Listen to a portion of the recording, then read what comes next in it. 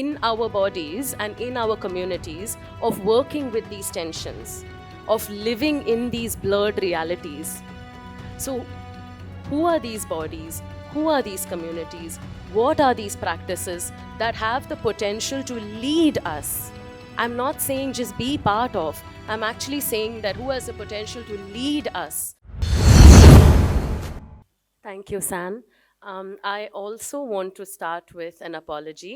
I live in Bangalore, but I'm a Malayali, and I've been living in Bangalore for 20 years. ನನಗೆ ಕನ್ನಡ ಸ್ವಲ್ಪ ಗೊತ್ತು, but ಇಷ್ಟೊಂದು concept ಆಗಲ್ಲ. So I will also speak in English. Again, my due apologies. I am learning. I am much better now.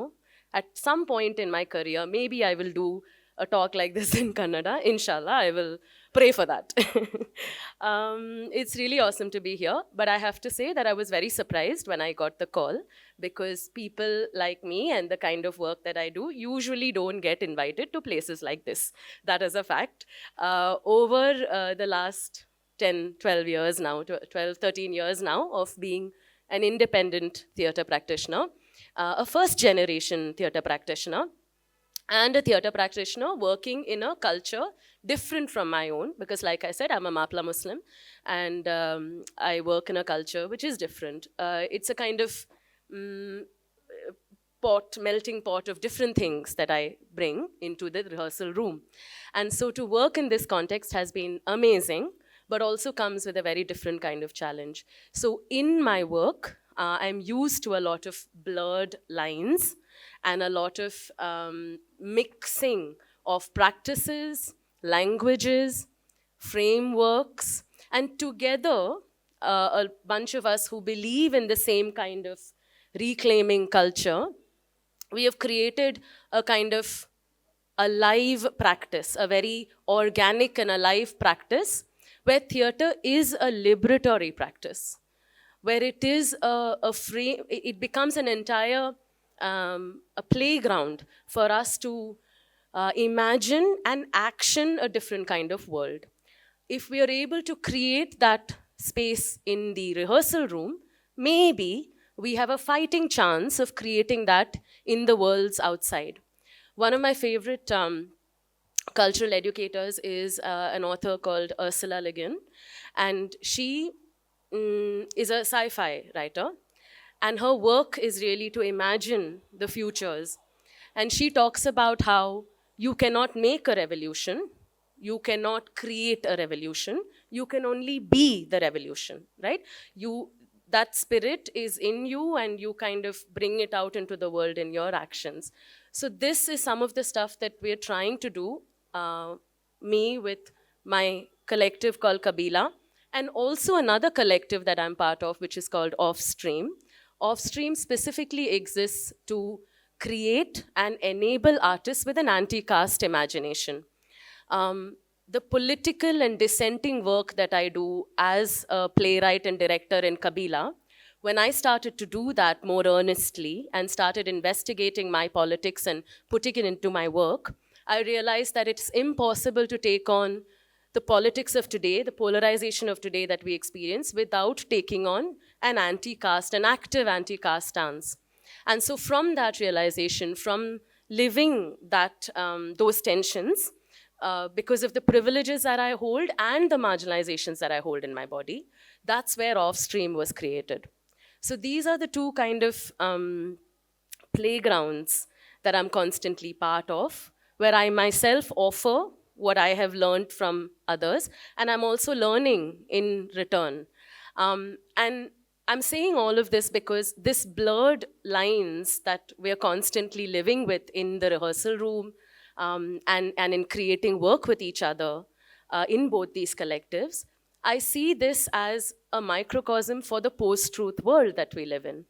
When we say post-truth world, what do we mean? It basically means that there is no single or one idea of truth or fact that we can tether ourselves to, that we can connect to. The idea of fact itself is now under question. It has been for the last maybe decade or so. So then what becomes our common ground upon which we can create this cultural revolution. We can create these spaces where we can merge together, imagine a different way of being and living together. What is that, what is that scaffolding that we can use? So to make theater or to make any kind of art actually in a post-truth world, we need to consciously be able to play with and to be able to blur things that we have maybe taken for granted. Hierarchies, the ways in which power is imagined and actioned, what we consider to be power itself. What are ways in which we can look at muddying the waters? When I come here, for example, with my put together practice, I'm not institutionally trained, but that doesn't mean that my practice lacks rigor. It doesn't mean that it lacks craft. It just means that there is no institutional training. That's it. That's literally it.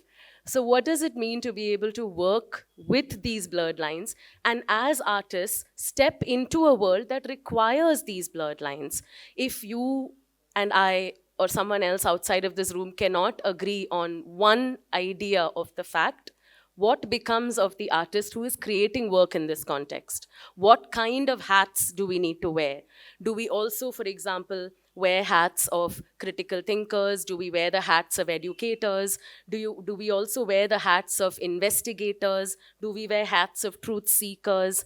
What other kinds of roles are we willing to embrace in this context to meet this particular historical moment in time, where we're almost being pulled back into a regressive, patriarchal, casteist way of operating? We are being pulled back. It feels like all of the gains that we've made as a culture, as a society, as people, we're being pulled back into something that existed before that.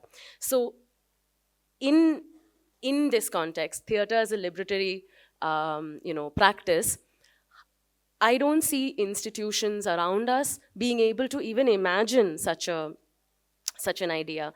Anybody who works with community, anybody who works with in any kind of social justice space, as artists, are kind of pushed into a bucket, and most institutions, most groups which have social capital, cultural capital, financial resources, tend to look at us in a particular way. And I want to challenge them by saying that if you want to be looking at liberation, then there is no choice but to invite people like us to lead this change that you're looking for. Because who else has the permission from society to imagine, to create anew? And who else has the experience in our bodies and in our communities of working with these tensions, of living in these blurred realities? So who are these bodies? Who are these communities? What are these practices that have the potential to lead us? I'm not saying just be part of. I'm actually saying that who has the potential to lead us into a reclaiming of this culture that we're talking about. It cannot be the same people that live at the top of this pyramid who have not faced structural tension, who have not faced these blurred realities. So I want to stop here. Maybe more can come out of a conversation. Thank you very much.